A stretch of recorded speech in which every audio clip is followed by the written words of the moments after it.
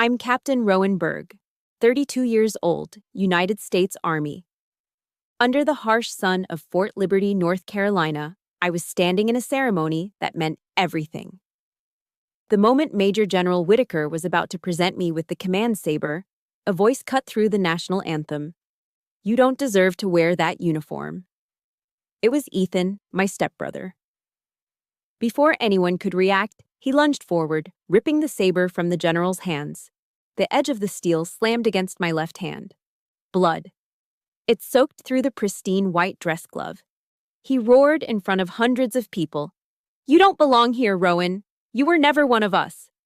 They thought this public humiliation would break me.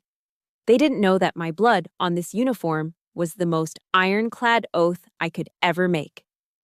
Let me know where you're watching from. Hit that like and subscribe button if you've ever been treated like a stranger by your own family at the exact moment you needed them most. The heat at Fort Liberty was unforgiving. It shimmered in waves off the vast expanse of the parade ground, baking the scent of freshly cut grass and kiwi shoe polish into the humid North Carolina air.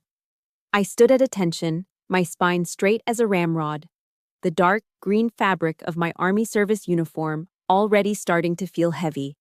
The rhythmic, cadenced beat of the ceremonial drums seemed to sync with my own heart. A steady thump, thump, thump that marked the culmination of a lifetime of effort. 17 years. 17 years of pushing my body past its limits, of honing my mind to a razor's edge, of sacrificing normalcy for duty. This moment wasn't just for me. It was for him. For the father I barely knew, First Lieutenant Henry Berg, whose legacy was the compass that had guided my entire life. In the front row of the guest bleachers, I could just make out my mother. She was fanning herself with a program, looking small and overwhelmed by the military precision surrounding her. I allowed myself a flicker of hope. Maybe today, seeing me here, she would finally understand. Maybe she would finally be proud. Major General Whitaker stood before me, his presence as commanding as the flag snapping in the breeze behind him. He was a friend of my father's, a living link to a past I only knew through faded photographs. His eyes, crinkling at the corners, held a warmth that went beyond professional courtesy. It was the look of a mentor, of a man who saw not just the rank on my shoulders, but the journey it took to get here. He took the ceremonial officer's saber from its display, its polished steel glinting under the relentless sun. "Captain Berg," he began, his voice deep and resonant, carrying across the silent field. "On behalf of a grateful nation, and in recognition of your exemplary leadership." He was about to place the hilt in my hand. It was the pinnacle, the symbol of everything I had fought for. And then, a blur of motion from the stands. "You don't deserve that." The voice was a shard of glass in the solemn air. It wasn't just the words. It was the venom they were steeped in, an acid I knew all too well. It sliced through 17 years of carefully constructed walls, straight into the heart of the scared, unwanted girl I once was. My blood ran cold. I didn't need to turn. I knew that voice. Ethan. He vaulted the barrier separating the guests from the field, his face a twisted mask of rage. 2 military police officers started to move, but he was too fast. He lunged, not at me, but at the general, his hands clawing for the saber. He ripped it from Whitaker's grasp with a savage grunt. For a split second, time seemed to warp, the polished blade arcing through the air in a terrifying, beautiful sliver of light. Then it slammed into my hand. It wasn't the blade that hit me, but the heavy steel of the handguard. A sickening, dull crack echoed in my ears, a sound I felt more than heard.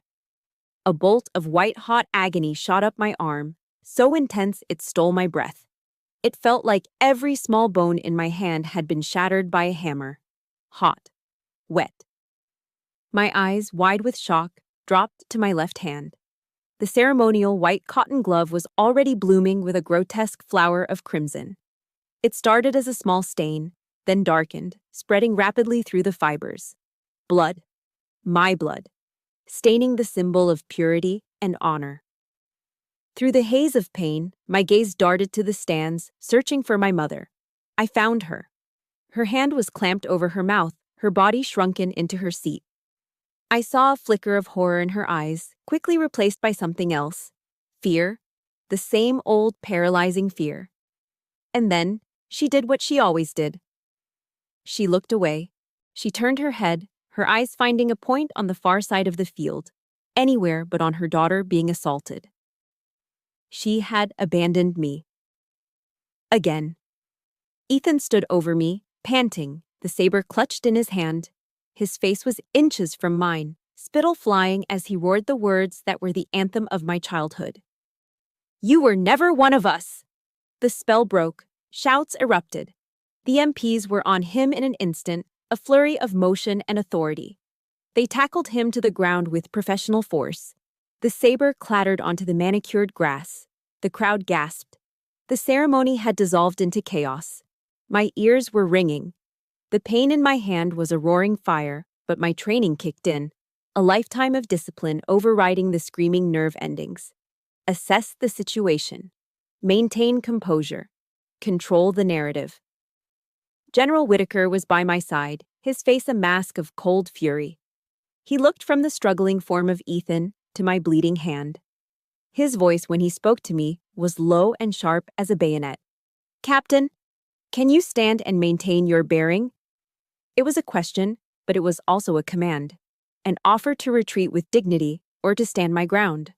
Retreat was not in my vocabulary. Blood was now dripping from the fingertips of my glove, forming a small dark pool on the polished leather of my dress shoes. Every fiber of my being wanted to collapse, to cradle my broken hand, to scream. But I thought of the young soldiers in formation watching me. I thought of my father's name. I forced my shoulders back, locked my knees, and pulled my chin up. My gaze met the general's. I brought my uninjured right hand up in a salute so crisp, so precise, it could have been cut from stone. "Yes, sir." The words were steady. They didn't betray the tremor of pain shooting through my body. They didn't betray the rage and the profound, soul-crushing hurt.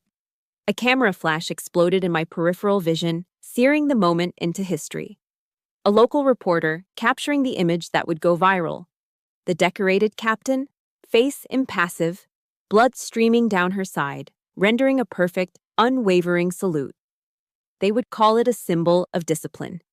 They had no idea it was an act of war. As the MPs dragged Ethan away, still shouting incoherently, a silence fell over the field once more. But this wasn't the silence of respect. It was the silence of shock. I held my salute, my eyes fixed on the flag, the world narrowing to that single point of focus. The pain was immense, but the wound Ethan had just torn open ran far deeper than bone. It was 17 years old. How, after 17 years, could he still reach me like this? The question of how Ethan could still reach me isn't a question at all. The real question is why I ever thought he couldn't. The roots of that day at Fort Liberty weren't planted in the North Carolina soil. They were sunk deep in the humid, oppressive ground of Charleston, South Carolina, in a house that was as beautiful as it was damned. From the street, our house on South of Broad was a postcard of Southern charm. A grand historic home with double piazzas, gas lanterns that flickered at dusk, and the sweet, heavy scent of magnolias hanging in the air. Tourists would stop to take pictures.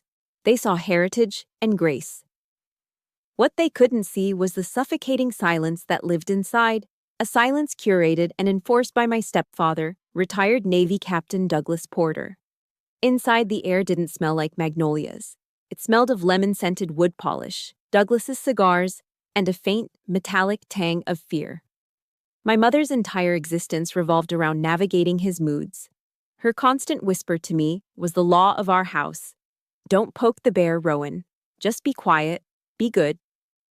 Being good meant being invisible. It meant walking on the antique heart pine floors without making them creak. It meant reading in my room instead of watching TV in the living room. It meant never, ever bringing up the name Henry Berg. Douglas ruled our home like the deck of a warship, and I was the permanent, unwanted stowaway. The worst of it always came to a head during holidays, when the performance of a happy family was mandatory. I remember one Thanksgiving when I was 14. The dining room was set with my grandmother's old silver and a lace tablecloth so ancient it was the color of cream. The air was filled with the rich smells of roast turkey, sage stuffing, and bourbon-glazed sweet potatoes. Douglas, seated at the head of the table, believed family dinners were a time for moral instruction. My instruction. "Rowan," he'd boomed, his voice silencing the soft clink of silverware. "Ephesians, chapter 6, verse 1. Recite it." I swallowed, my throat suddenly dry. All eyes were on me. Ethan, a year older, smirked from across the table. He loved this. "Children, obey your parents in the Lord, for this is right," I recited, my voice small. "Louder," Douglas commanded, "as if you mean it." I repeated the words, my face burning. He nodded, satisfied, and began carving the turkey. For a moment, I thought I was safe, but my hands were trembling. As I reached for my water glass, my fork slipped from my grasp, clattering onto the pristine tablecloth and leaving a small greasy stain from the gravy. The silence that followed was absolute. It was heavy and cold. Douglas put down the carving knife with slow, deliberate precision. He didn't yell. That wasn't his way, not at first. He just stared at the stain, then at me, his eyes like chips of ice. "Clumsy," he said, the word a quiet indictment. He picked up my plate, piled high with turkey and all the fixings I'd been dreaming of all day, walked over to the grand fireplace, and scraped the entire meal into the dying embers. It sizzled and smoked, the smell of burnt offering filling the room. "You will eat in the kitchen," he said, his voice flat. "A bowl of cold grits. That's what you deserve." I looked at my mother, pleading. She wouldn't meet my eyes. She just stared at her own plate, her hands clenched in her lap. Ethan's smirk had widened into a full-blown grin. He knew he'd be getting my share of the pumpkin pie. I spent that Thanksgiving in the kitchen, spooning tasteless, lumpy grits into my mouth while the sounds of laughter and conversation drifted in from the other room. It wasn't about the food, it was about the humiliation. It was about being publicly marked as unworthy. Later that evening, when Douglas was in his study, my mother slipped into the kitchen. She didn't say a word. She just pressed a small broken piece of pie crust into my hand before scurrying away, as if her small act of kindness was a crime.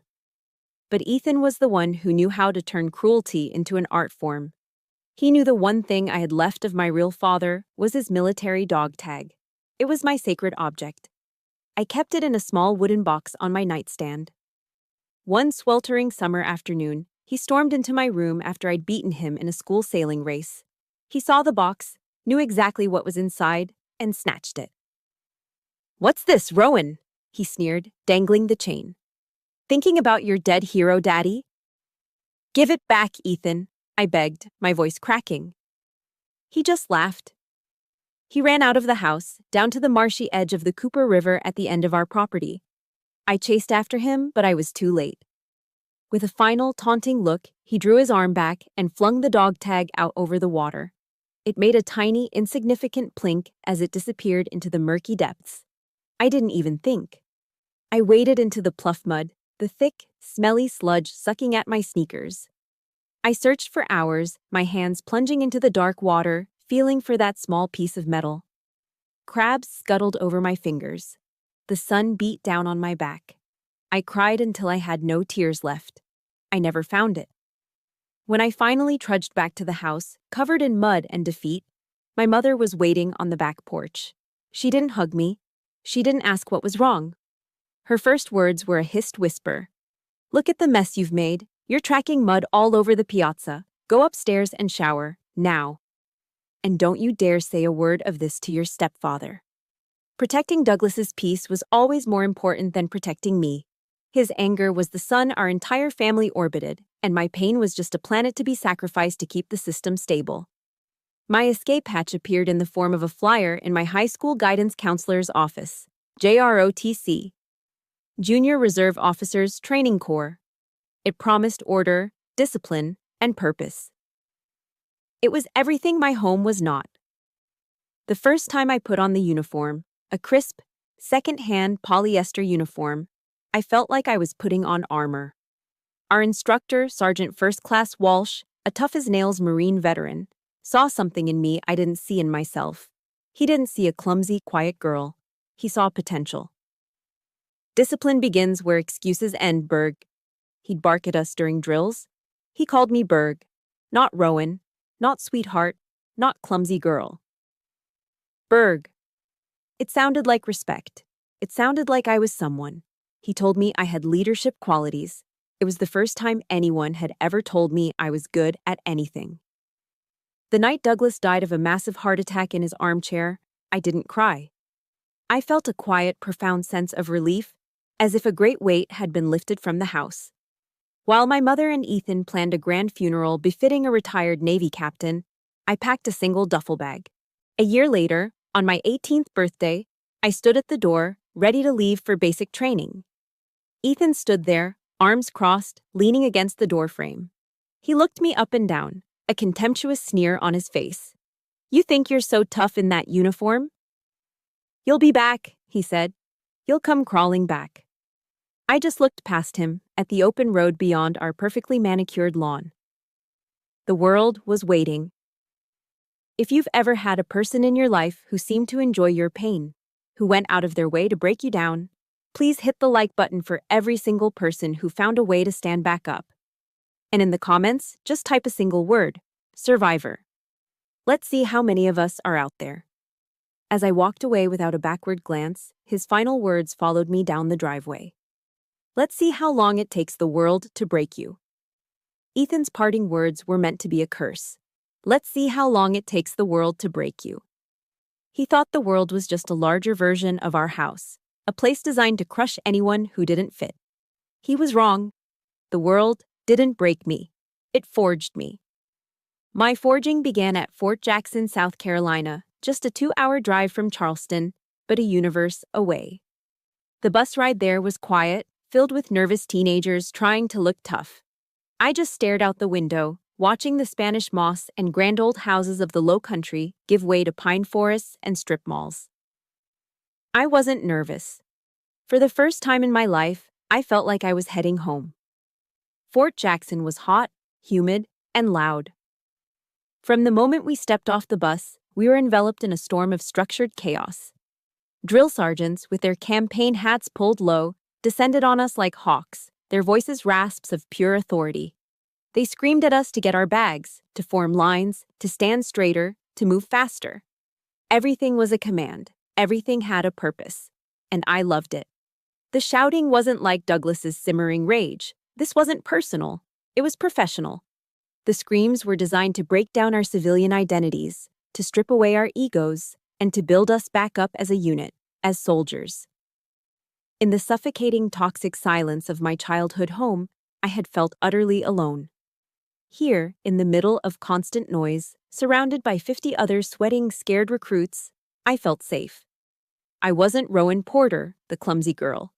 I was Private Berg, a blank slate, and my value would be determined by what I did, not by who I was related to. I threw myself into basic training with a ferocity that surprised even myself. While others complained about the pre-dawn runs, the endless push-ups, and the bland food in the mess hall, I welcomed it all. The burn in my muscles was a clean pain, an honest pain. It was a feeling of getting stronger, not weaker. I learned to assemble and disassemble an M16 until I could do it blindfolded. I learned to march in formation, to navigate by the stars, to push my body one more mile when my lungs were screaming for air. I wanted to be the best, not to prove Ethan wrong, but to prove Sergeant Walsh right. But there was a problem. My greatest survival skill at home, my silence, was a liability here. I did everything I was told, perfectly and without question. I was disciplined, focused, and efficient. But I was quiet. I kept to myself, my face an impassive mask I had perfected over years of avoiding Douglas's wrath. My primary drill sergeant, a man named Drill Sergeant Rivas, didn't see discipline. He saw a problem. One afternoon, during rifle qualifications, he pulled me aside. He got right in my face, his breath smelling of stale coffee. "What is wrong with you, Berg?" he barked, his voice low and menacing. "You just stand there, like a robot. No emotion, no fire. You got no soul? You're not scared? You're not anything?" His words hit me like a physical blow. No soul. It was what Douglas and Ethan had always implied, that I was empty, that something vital was missing. I had run away from one prison only to find myself in another, judged by a different kind of warden for the exact same crime of being quiet. The carefully constructed armor I'd built began to crack. That night, I hid in a bathroom stall, long after lights out. I sat on the cold tile floor, my knees pulled to my chest, and for the first time since leaving Charleston, I cried. They were silent, choked sobs, the kind I had perfected as a child so as not to wake the bear. I felt a wave of despair wash over me. Maybe Ethan was right. Maybe I was broken. Maybe there was no place in the world for me. The stall door creaked open. I held my breath. It was Private Sarah Jenkins, a tough, wiry girl from rural Alabama whose bunk was next to mine. I'd heard whispers about why she'd joined, something about a father with a heavy hand and a drinking problem. She didn't say anything. She just sat on the floor outside my stall. A moment later, a small, slightly melted Hershey's chocolate bar slid under the door. "Eat it," she whispered. "Sugar helps, and tomorrow we're gonna run so fast, we'll leave Rivas tasting our dust." It was the first act of unconditional kindness I had received in my entire life. I ate the chocolate, its sweetness a stark contrast to the bitterness in my soul. Sarah didn't ask me to explain. She didn't need to. She just knew. We were both running from the same ghosts. We were survivors. From that day on, she was my family. And we did run faster. We pushed each other, studied together, and made a silent pact to get through this together. They thought they could break us, but they only made us harder than steel. My performance, combined with my high test scores, got me noticed. I was recommended for officer candidate school. OCS was a different world. Less about breaking you down, and more about building you up as a leader. It was there that I first met Lieutenant Colonel Whitaker. He was the command overseeing the OCS program, a man who carried an aura of quiet authority that made even the drill sergeants stand a little straighter. He knew my father. He'd served with him long ago. He called me into his office one day, a file on his desk with my name on it. I stood at attention in front of his desk, my heart pounding. Rivas's performance review was in that file. I was sure of it. Whitaker motioned for me to sit, a gesture that was so unexpected it felt like a trick. He didn't look at the file. He looked at me. "Drill Sergeant Rivas says you're emotionless, Berg," he began, his voice calm and even. "He says he can't get a read on you." I stared straight ahead, my face a blank canvas. "Yes, sir." He leaned forward slightly, his eyes analytical, but not unkind. "I don't see that. I see focus. I see a woman who has learned to channel every ounce of her energy into the task at hand. Your silence isn't emptiness, candidate, it's strength.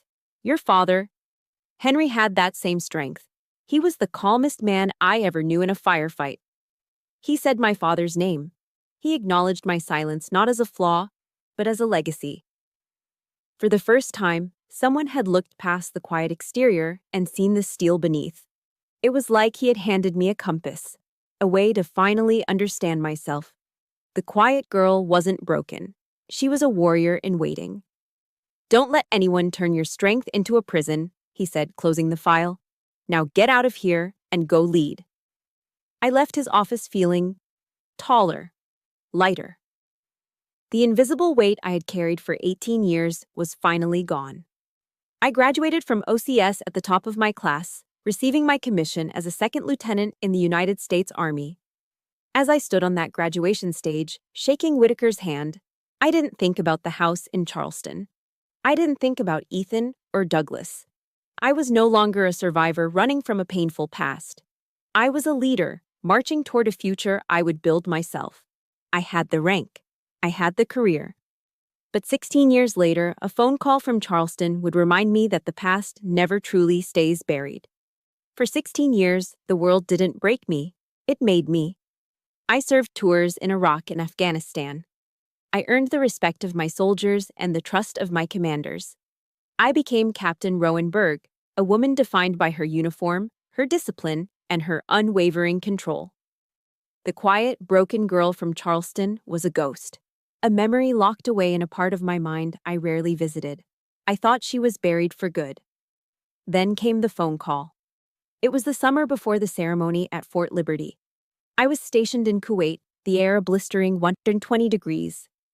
The call came over a crackling satellite line. It was Ethan. His voice was slick with a practiced, somber tone I didn't recognize. "Mom was sick," he said. "Cancer. It was bad. The doctors weren't giving her much time." "She's asking for you, Rowan," he'd said. The lie was so obvious it was almost insulting, but it didn't matter. It was my mother. I put in for emergency leave the next day. Flying back, I felt a knot of anxiety tighten in my stomach. It wasn't just worry for my mother, it was the dread of returning to that house. As the plane descended into Charleston, I saw the familiar steeple-dotted skyline and the shimmering waters of the harbor. It was a beautiful city, a city tourists flocked to. To me, it was a beautiful cage.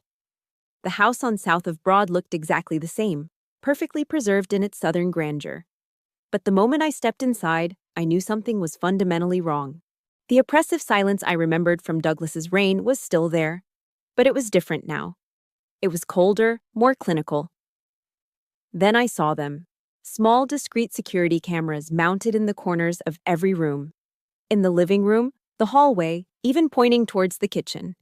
Ethan greeted me at the door, wrapping me in a hug that felt like a cage of snakes. He had grown heavier, softer, but his eyes held the same resentful glint.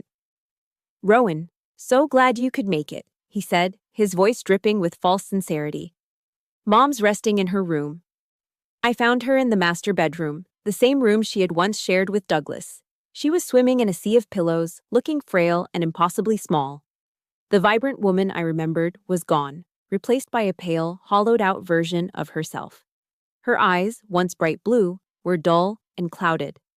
"Mom?" I said softly. Her eyes fluttered open, and for a moment, a spark of recognition. "Rowan!" she breathed. Ethan bustled in behind me, carrying a glass filled with a thick, greenish liquid. "Here you go, Mom," he said cheerfully. "Time for your special health juice." He held the straw to her lips, and she drank obediently, her eyes never leaving my face. I watched the transaction with a growing sense of alarm. The health juice, the cameras, the vacant look in her eyes. It felt less like care and more like control. He was treating her like a prisoner, not a patient. "She has good days and bad days," Ethan said, patting my shoulder. "I'm managing her finances, her medications. It's a full-time job. But what are sons for, right?" The next day, I found a moment when Ethan was out running errands. I sat on the edge of my mother's bed. I needed to talk to her, alone. "Mom, are you okay?" I asked, my voice low. Is he taking good care of you?" She looked towards the door, her body tense. She leaned closer and whispered, her breath papery and thin. "Ethan is a good boy. He takes such good care of me." But her eyes screamed a different story.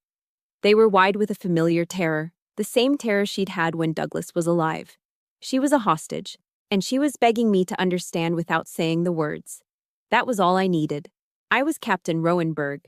I solved problems. I took action. I went downstairs, walked out onto the piazza, and called the Charleston Police Department. I explained the situation calmly and professionally.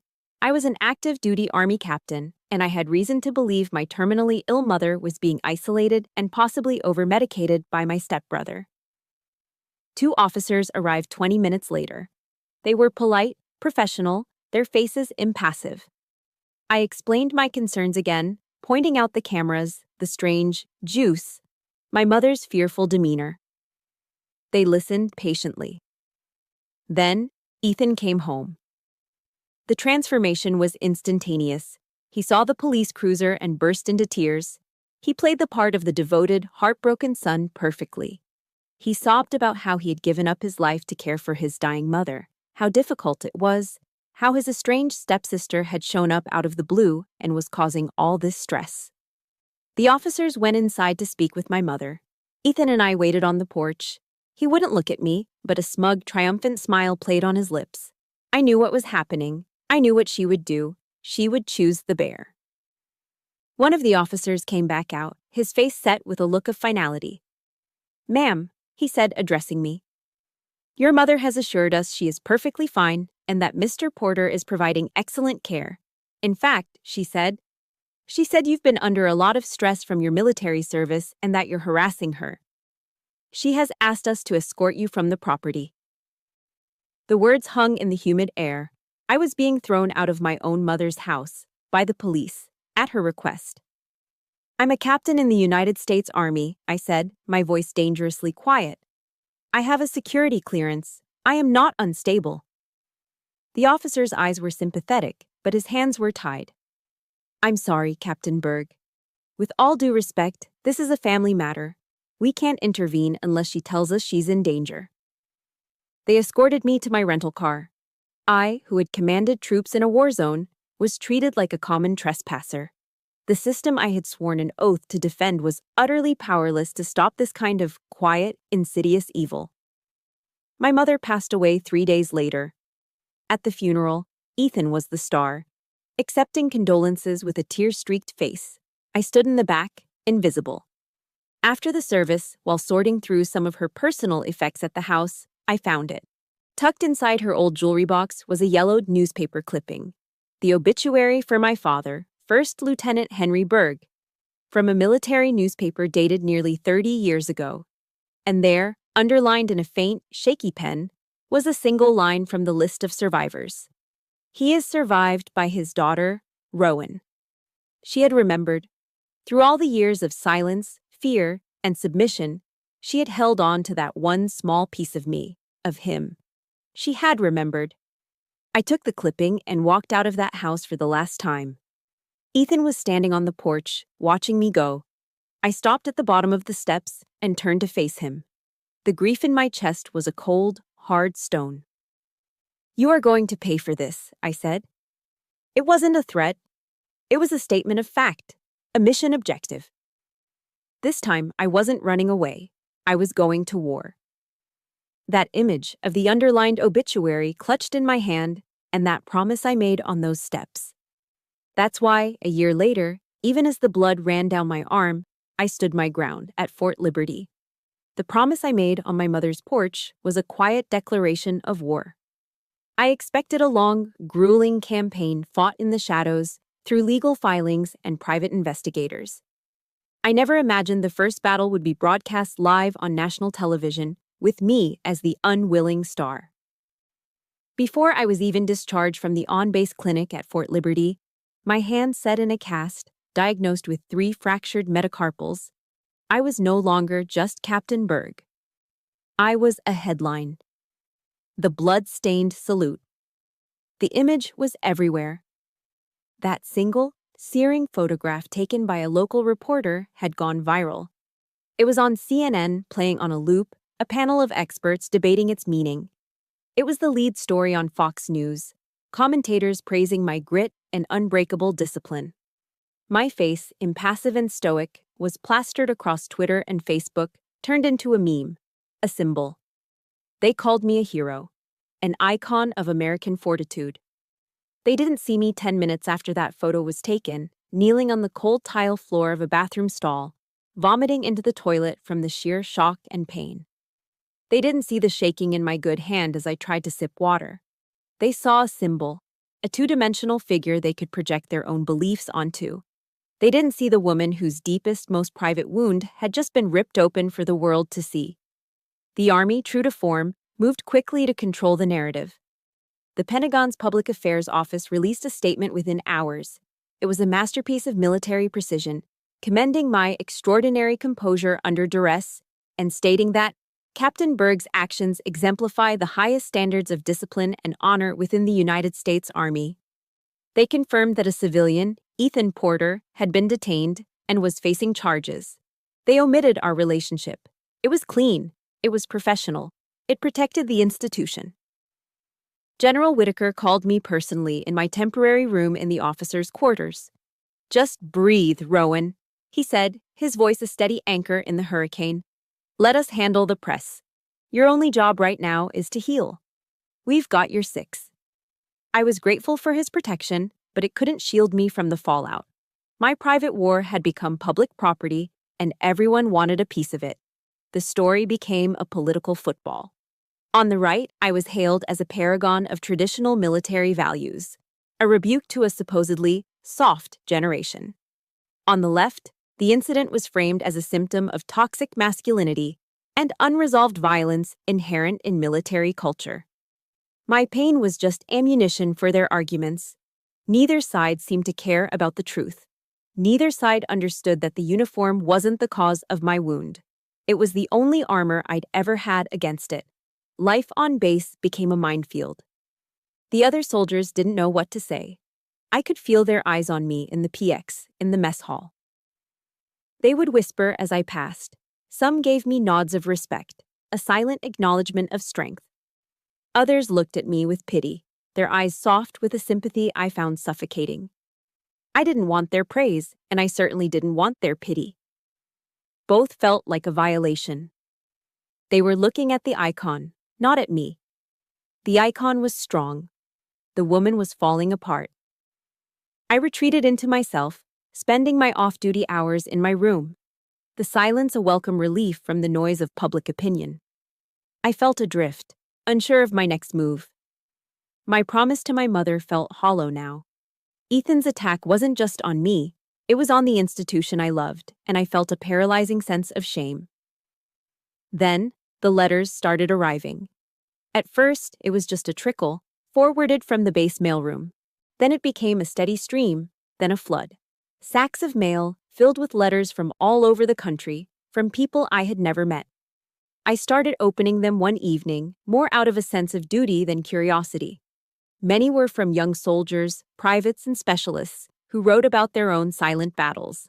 A soldier whose father belittled his service. A female officer whose husband controlled her finances. They saw my salute not as an act of military discipline, but as an act of personal defiance they wished they had the strength to make. There were letters from military spouses, from mothers and fathers who had watched their children struggle. They wrote about the invisible wars families fight behind closed doors, far from any foreign battlefield. They thanked me for not flinching, for showing them what resilience looked like. Each letter was a small crack of light in the darkness that had surrounded me. These people weren't talking to the icon. They were talking to me. They saw the truth behind the picture. They understood. One evening, I opened a letter with a return address from a small town in Texas. The handwriting was the shaky, deliberate script of an old man. "Dear Captain Berg," it began. "My name is Sergeant Major, retired Frank Miller. I served 22 years in the Army, 2 tours in Vietnam. I've seen men fall from enemy fire, from disease, from sheer exhaustion. I've seen a lot of things that are called brave, but I've seen very few people remain standing after being betrayed by their own kin. That kind of wound cuts deeper than any bullet. That salute of yours, with the blood on your glove, was the single bravest act I've seen in 30 years. You didn't do it for the cameras or the regulations. You did it for yourself. You told that bastard and the whole world that you would not be broken. You stood your ground. Thank you, Captain." From one old soldier to another. I held the letter in my hand, the paper trembling, and for the first time since that day, I cried. Not tears of pain or shame, but tears of recognition, of release. Frank Miller, from his small town in Texas, had seen me. He understood the battlefield I was really on. I sat there for a long time, the letter in my lap, the pile of mail a testament to a silent, unseen army of survivors. I realized this was no longer just my story. It wasn't about Ethan's jealousy or my mother's fear. It was about Frank Miller in Texas. It was about the young private whose father called him a failure. It was about every single person who had ever been made to feel worthless by the people who were supposed to love them. I couldn't stay silent. Not anymore. My war wasn't a source of shame. It was a source of strength. And maybe, just maybe, my story could be a weapon for them too. I stood up, the last of my hesitation gone, replaced by a cold, clear sense of purpose. I knew exactly what I had to do next. The next day, I walked into the Charleston law office of Nancy Given. The letters gave me a purpose, but it was the Army's investigation that gave me a target. The Criminal Investigation Division, or CID, was thorough, efficient, and impersonal. They interviewed me, General Whitaker, and a dozen other witnesses. They also interviewed Ethan. The final report landed on my desk a few weeks later. It officially cleared me of any misconduct. Ethan, however, got little more than a slap on the wrist. He was charged with disorderly conduct and trespassing on a federal installation. The punishment? A fine and a permanent ban from all military bases. That was it. Military justice had done its job. It had protected the sanctity of the ceremony. But it had done nothing to address the real crime. It wasn't enough. I didn't just want justice for a ruined ceremony. I wanted justice for my mother. The CID report included a transcript of Ethan's interview. Reading his words felt like swallowing poison. "She provoked me," he'd claimed, his voice dripping with self-pity. "She always had to be better than me, rubbing her fancy career in our faces. She took everything from me, even my own mother's love." His lies were so blatant, so pathetic, they didn't even make me angry. They clarified everything. They became fuel. I folded the report, my decision made. My fight with Ethan wasn't a military matter. It was a civil one. I requested a meeting with General Whitaker. We met in his office, the same room where he'd once defended my silence. I laid out my intention, my voice as steady as my gaze. "Sir, I'm going to sue him," I said. "For fraud, for breach of fiduciary duty, for every dollar he stole from my mother." He listened without interruption, his hands steepled on his desk. When I finished, he didn't try to talk me out of it. He didn't warn me about the potential mess or the impact on my career. He just nodded slowly, a grim look of approval in his eyes. "Good," he said, his voice a low rumble. "Ethan is a creature of the dark. He's used to manipulating people in the shadows where no one is watching. We won't fight him there." He leaned forward, his gaze intense. "We will attack in daylight. We will drag his actions out into the public record, piece by piece, and let the truth be our weapon." Attack in daylight. The phrase became my mission statement. It was a strategy I understood.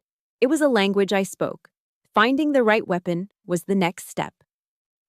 I needed a civilian lawyer, someone who understood the murky battleground of family law and financial exploitation. My research led me to one name, in Charleston: Nancy Given. Her reputation was formidable.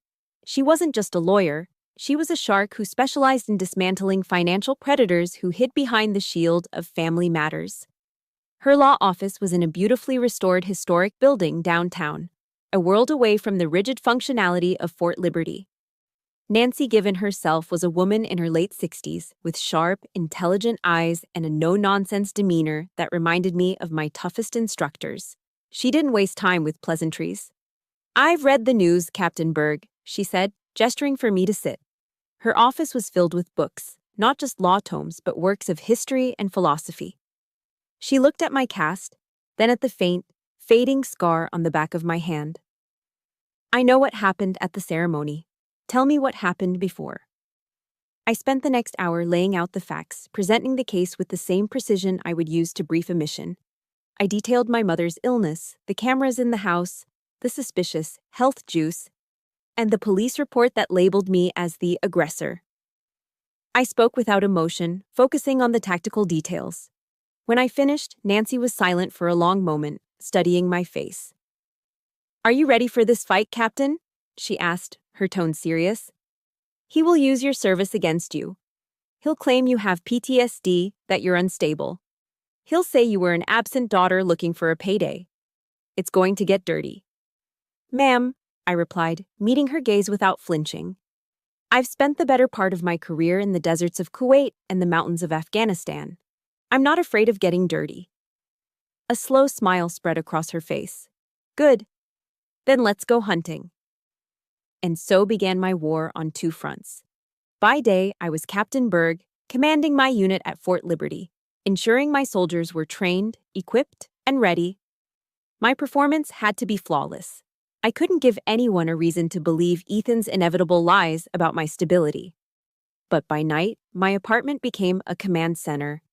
Nancy would email me batches of documents she'd subpoenaed: my mother's bank statements, pharmacy records, credit card bills. I would stay up until 2 in the morning, a pot of black coffee my only companion, highlighting every suspicious transaction, cross-referencing dates, and building a timeline. The exhaustion was a constant, heavy weight on my shoulders.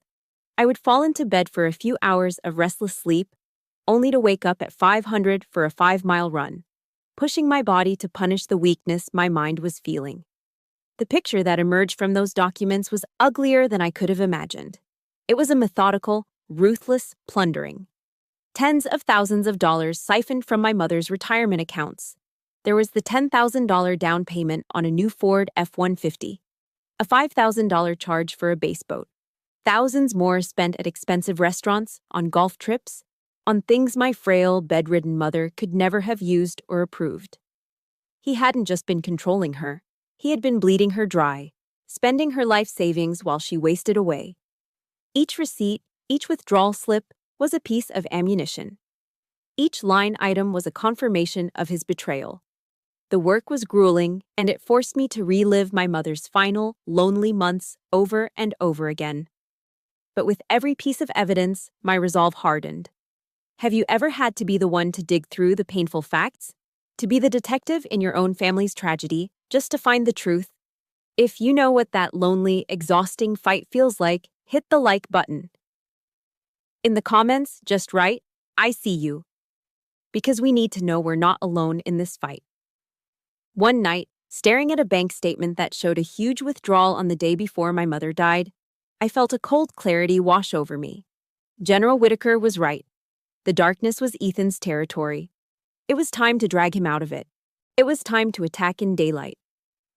Nancy filed the lawsuit the next week, a thick stack of paper detailing every allegation of fraud and exploitation. The war had officially begun. The trial in Charleston began on a sweltering October day. The air inside the historic courthouse was thick and still, heavy with the weight of unspoken stories. I walked through the polished double doors, not in a civilian suit, but in my full Army Class A uniform. The green jacket, the ribbons on my chest, the polished brass.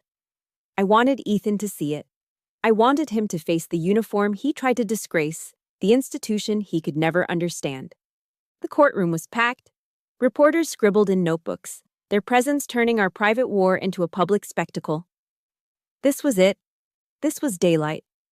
Ethan had been forced to sell my mother's car to hire a lawyer, a slick, bottom-feeding attorney named Peterson, whose strategy was obvious from his opening statement: to paint me as a greedy, unstable, and attention-seeking daughter, and Ethan as the selfless, devoted caregiver.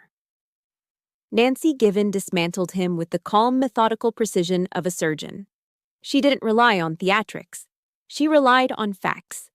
She presented the evidence we had spent months compiling, projecting it onto a large screen for the jury to see.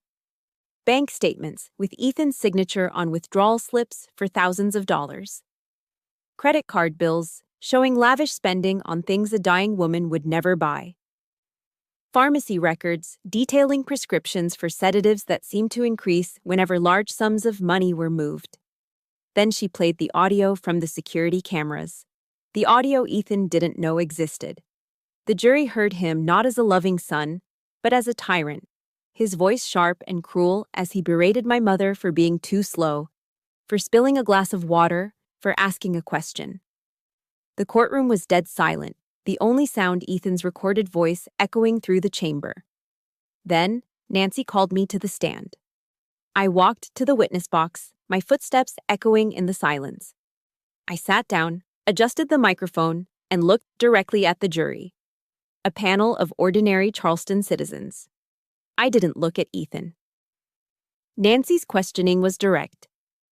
"Captain Berg, please turn your attention to the document on the screen.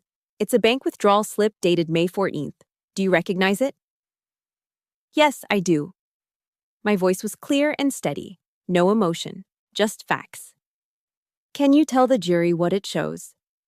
It shows a cash withdrawal of $10,000 from my mother's primary checking account, I stated. It was used as a down payment for a 20-foot base boat. For an hour, we went through it all. Every transaction, every lie. I wasn't the victim on the stand. I wasn't the abandoned daughter. I was a credible witness, a United States Army captain presenting an after-action report on a campaign of theft and deception. My silence, the very thing I'd been punished for my entire life, had become my greatest weapon. It gave my testimony an undeniable weight, an authority that Ethan's blustering denials couldn't touch. Peterson, Ethan's lawyer, tried his best on cross-examination. He brought up my service, twisting it into a weapon just as Nancy predicted. "Captain, isn't it true you've served in active combat zones?" he asked, his voice oozing with false concern. "Yes, that's correct." "And these experiences, they can be very stressful, can't they? Leading to conditions like PTSD. "Combat is stressful," I replied calmly. "That is why the Army trains us to be resilient, to be clear-headed under pressure." He couldn't rattle me. My answers were short, precise, and devoid of the emotional outburst he was hoping to provoke. He was losing, and he knew it. But Nancy had saved her masterstroke for last.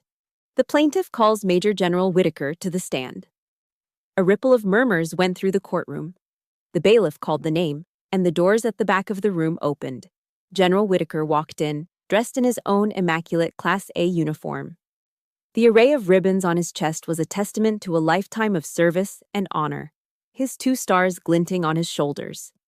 He walked with an air of absolute command, and as he passed the jury box, every single person in that room, judge, jury, and reporters, sat up a little straighter. His presence filled the space, a physical manifestation of integrity.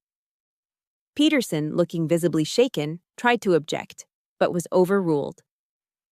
Nancy got straight to the point. "General, you've known Captain Berg for many years?" "I have," Whitaker confirmed, his voice calm and powerful. "And I knew her father before her. The Bergs are a family of honor." Peterson got his chance to cross-examine. It was a fatal mistake. "General," he began, trying to sound bold, "you've heard the defense's position that Captain Berg's combat experience may have left her unstable?"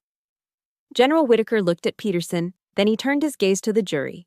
He didn't raise his voice. He didn't need to. "Sir," he said, his voice cutting through the silence, "what you call instability, I call extraordinary composure. What you call emotionless, I call focus. I have commanded thousands of soldiers in my career. Captain Berg is one of the finest officers I have ever had the privilege to serve with. She is the living embodiment of honor, integrity, and selfless service. Concepts that your client, Mr. Porter, a man who would steal from his own dying mother, could never possibly comprehend." He paused, letting the words land. "He is a coward. She is a soldier." It was over. Peterson sat down, defeated. The judge called for a recess. As they led the jury out, I saw Ethan's face. It was pale, sweaty, and his bravado was gone, replaced by the panicked look of a cornered rat. He fired his lawyer right there in the courtroom, shouting that he would represent himself. That was his final, self-destructive act. When the trial resumed, Ethan stood before the jury, his voice cracking, his hands shaking. He didn't present evidence. He didn't make a legal argument. He just unraveled. "She's lying," he screamed, pointing a trembling finger at me. "All of it. She was never there for Mom. I was the one. I did everything." His voice rose to a hysterical pitch. "Mom loved me more. She always loved me more. This bitch just wants the money. She was always jealous of me." He had just confessed. In front of the judge, the jury, and a room full of reporters, he had confessed the motive behind every action, his pathetic, all-consuming jealousy. The jury was out for exactly 45 minutes. When they filed back in, their faces were grim and resolute. The foreman handed the verdict to the bailiff. The judge read it aloud, his voice devoid of emotion. "On the charge of fraud, we the jury find the defendant guilty. On the charge of exploitation of a vulnerable adult, we find the defendant Guilty. Guilty on all counts. Ethan just stood there, his mouth hanging open, as two sheriff's deputies moved to stand behind him. He looked at me, his eyes wide with disbelief, as if he still couldn't understand how this had happened. I met his gaze, my face a mask of stone. The click of the handcuffs was the loudest sound in the silent room. I had won. The war was over. So why didn't I feel victorious? The click of the handcuffs should have been the sound of victory. It should have been the final note in a long, discordant symphony of injustice. The reporters rushed out of the courtroom to file their stories. Nancy gave my shoulder a firm, congratulatory squeeze, and the world saw a simple headline: Daughter gets justice for mother. It was a clean, satisfying ending. But as I stood there, watching the deputies lead Ethan away, I didn't feel the triumphant release I had expected. There was no surge of joy, no sense of peace. There was only a vast, echoing silence. The silence of a battlefield after the fighting is over.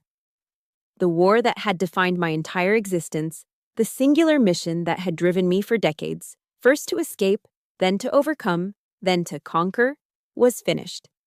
And in its place, there was nothing.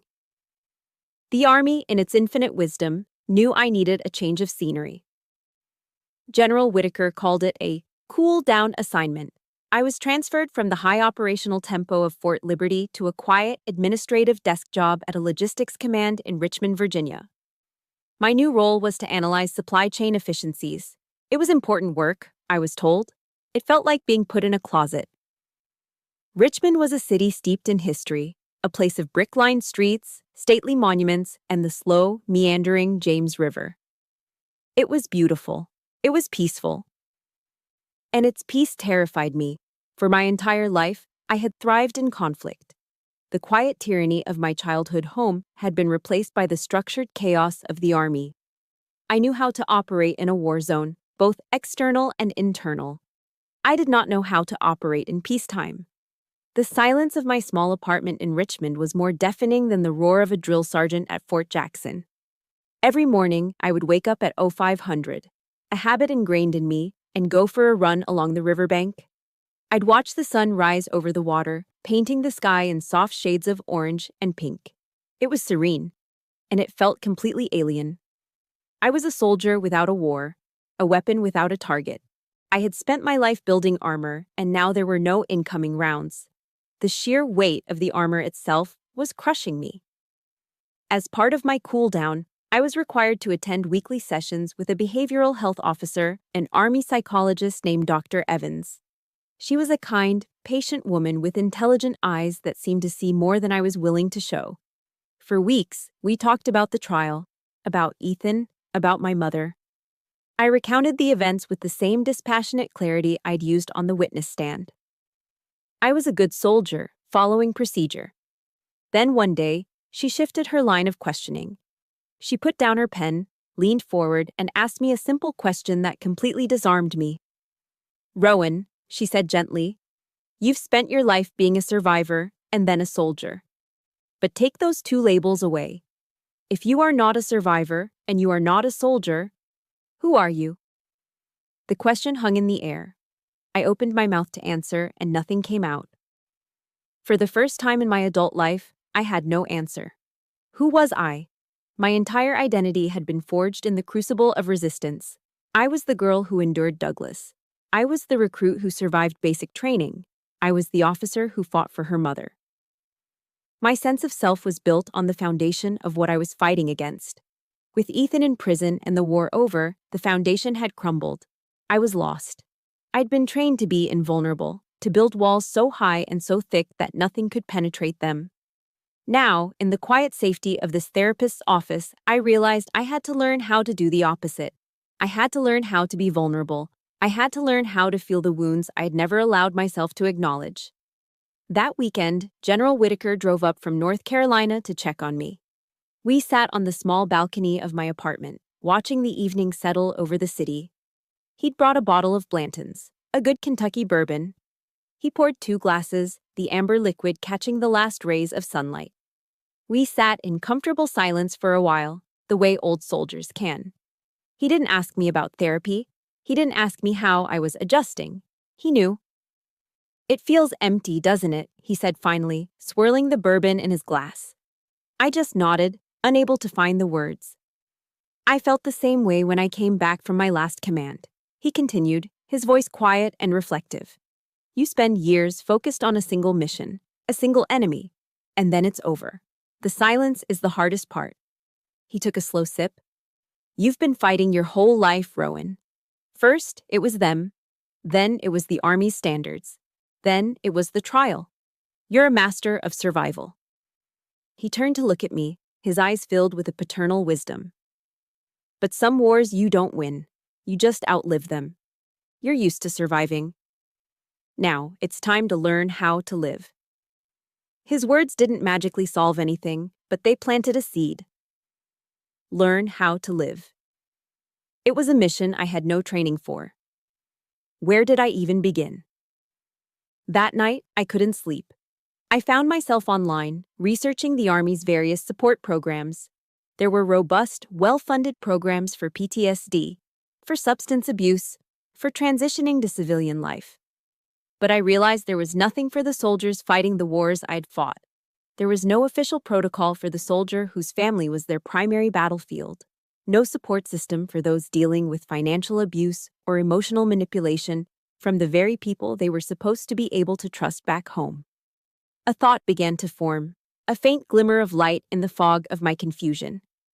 My war wasn't a unique, isolated event. It was a silent epidemic.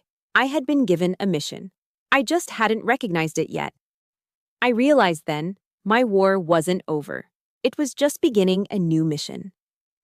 General Whitaker's advice to learn how to live was a mission objective without a map. I felt like a newly commissioned lieutenant again, full of theory but lacking practical experience. I was sitting in my sterile office in Richmond, staring at supply chain logistics charts, feeling more lost than ever when my new mission walked through the door. She was a private first class, barely 20 years old, with nervous eyes and hands that wouldn't stay still. She stood at attention in front of my desk, so rigid she was almost trembling. "Ma'am, sorry to bother you, Captain Berg," she stammered. "I'm PFC Miller."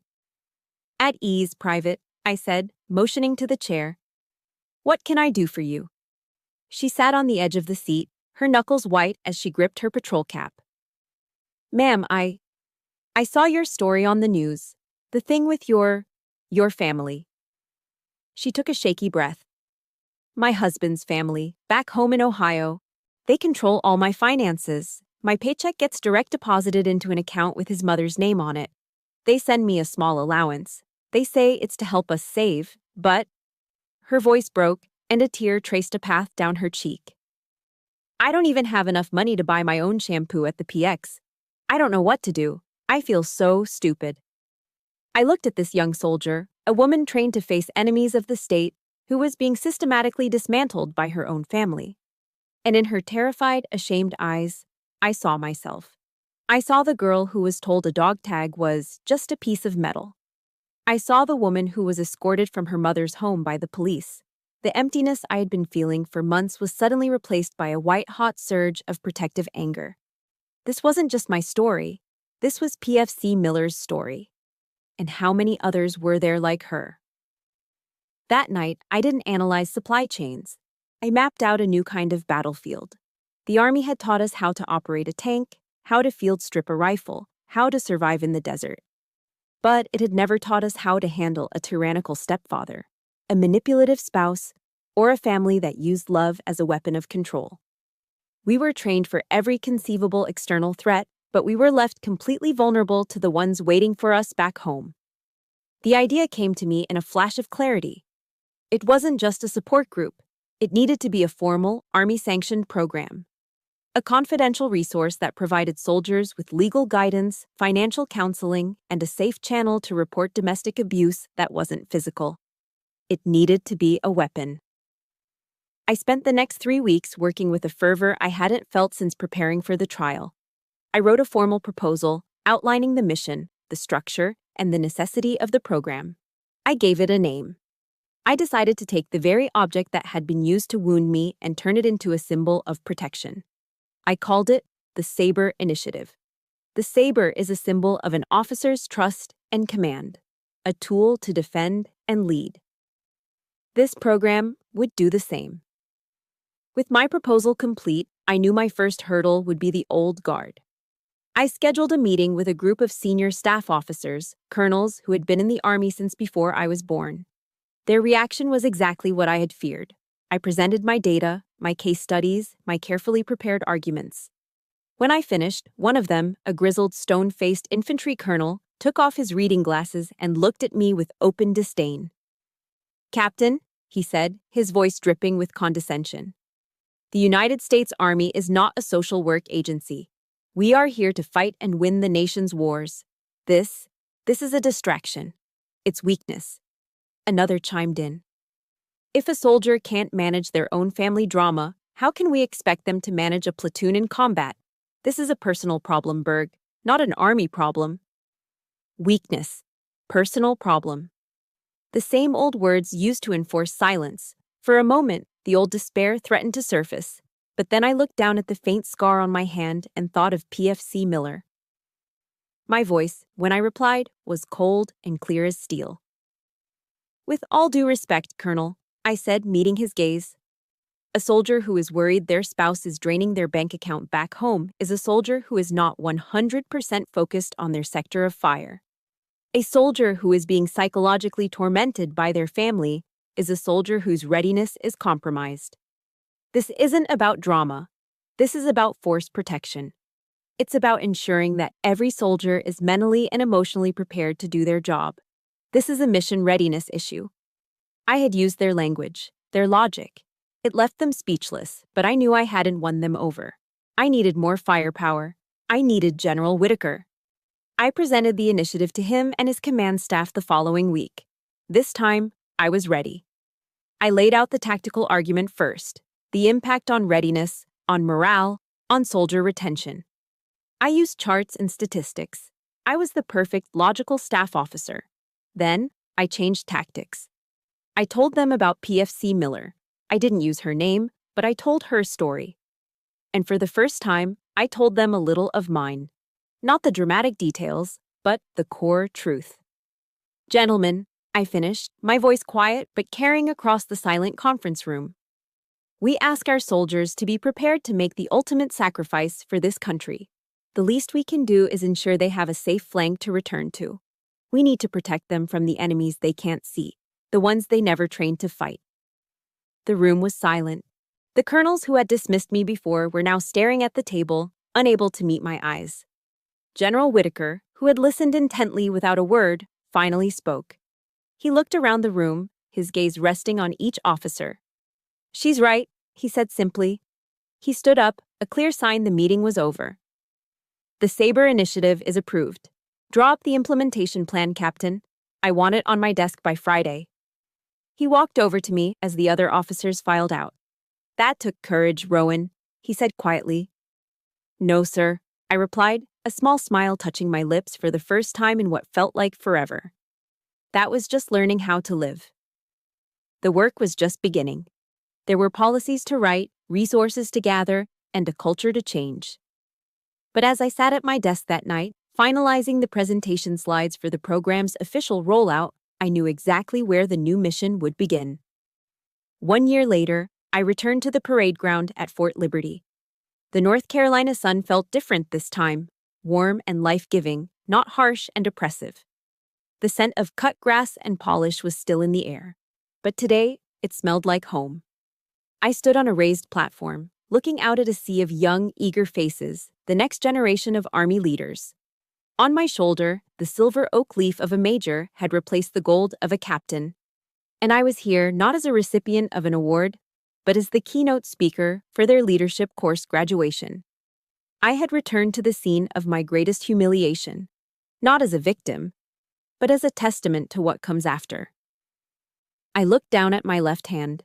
A thin, silvery scar traced the line where the saber had struck me. It was a part of me now, a permanent reminder. But when I flexed my fingers, there was no pain. As I stepped up to the podium, I saw them. Hundreds of future lieutenants, their uniforms immaculate, their futures bright with possibility. They saw a major, a decorated officer, a speaker. They didn't know the ghosts that had once haunted this very ground. It was my job to tell them, not about the ghosts, but about how to defeat them. "Good morning," I began, my voice clear and steady, amplified by the speakers across the field. "They'll teach you a lot about leadership in your careers. They'll talk about tactics, strategy, and logistics. They will speak at length about honor. And I am here today to tell you what honor truly is." I paused, letting my eyes travel over the crowd. Honor is not about perfection. It is not about an unblemished record or a flawless career. That's a myth. Honor is about truth. It's about facing the truth of who you are, what you've done, and what's been done to you, with unwavering clarity. Honor is about resilience. It's not about invulnerability. It's about acknowledging your wounds and choosing to heal. And most importantly, honor is not about never falling. Honor is about how you rise. I looked pointedly at the spot where I had fallen, where my blood had stained the grass. It is about how you rise, even when you are bleeding. It is about how you choose to stand your ground, not for the crowd, not for the cameras, but for the person you are determined to become. That is the honor that matters. That is the honor that will make you your leaders. I kept the rest of my speech short, focused on the practical applications of the Saber initiative, which was now active on bases across the country. I spoke about recognizing the signs of abuse, about creating a climate of trust where soldiers felt safe to ask for help, about the undeniable link between a soldier's well-being at home and their effectiveness on the battlefield. I was giving them the tools I never had. After the ceremony, as the newly graduated officers were celebrating with their families, a young lieutenant approached me. She was sharp, confident, the very picture of a future leader. "Major Berg," she said, her voice filled with a sincere respect that touched me deeply. "I need to tell you, that video of you, from your ceremony here last year, it went around my OCS class. I was on the verge of quitting. I didn't think I had what it took. Seeing you stand there, seeing you salute, that's the reason I'm in this uniform today. Thank you, ma'am." I didn't offer a long reply. I didn't need to. I just looked at her, saw the fire in her eyes, and knew that my story had become a part of hers. I simply nodded. "Congratulations, Lieutenant. Go make a difference." My mission was already working. As she walked away to join her proud parents, a familiar voice came from behind me. "She's not the only one you know." I turned. General Whitaker, now retired, stood there in a civilian polo shirt and slacks. He looked relaxed, happier.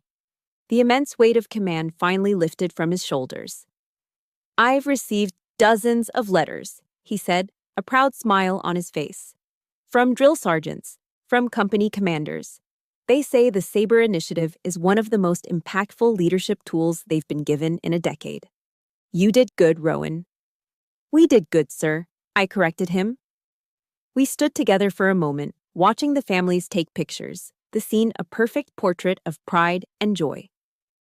"So, have you forgiven him?" he asked quietly, the question unexpected. I knew he meant Ethan. I thought about it for a moment, honestly and without defense. The old, familiar anger wasn't there anymore. The bitterness was gone. "I don't think about him," I said, and I was surprised to find that it was the truth. "I've realized something, sir. Forgiveness isn't a gift I give to him. It was never about him. Forgiveness is my peace, and I had to fight like hell to win that peace for myself. He doesn't get to have any part of it." Whitaker nodded, understanding completely.